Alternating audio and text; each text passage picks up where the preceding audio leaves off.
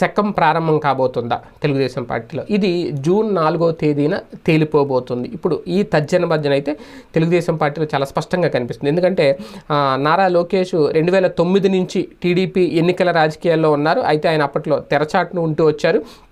2014 నాటికి ప్రత్యక్షంగా వచ్చినా సరే ఆయన తండ్రికి అయితే తోడు కాలేకపోయారు. అంటే ప్రత్యక్ష ఎన్నికల్లో గెలిచైతే మంత్రి అవ్వలేదు. ఆయన ఎమ్మెల్సీ ద్వారా మంత్రి అయ్యారు కాబట్టి, ఐటీ శాఖ మంత్రి అయ్యారు కాబట్టి అది పెద్దగా యాక్సెప్ట్ చేయలేని పరిస్థితి. ప్రతిపక్షాలు ఇప్పటికీ కూడా అప్పుడు ప్రతిపక్షం వైసీపీ చేసిన ఆరోపణ చేసిన, ఇప్పుడు అధికారంలో ఉన్న వైసీపీ ఆరోపణ చేసిన అదే ఆరోపణ చేస్తుంది. అయితే దాదాపు టీడీపీ అధికారంలోకి రావడంతో అప్పట్లో 3 ఏళ్ళు ఆగిన తర్వాత ప్రభుత్వం కుదురుకున్న తర్వాత 2017లో లోకేష్ ఎమ్మెల్సీగా నెగ్గి 5 మంత్రిత్వ శాఖలతో పాటు క్యాబినెట్లో కూడా మంత్రిగా చేరారు.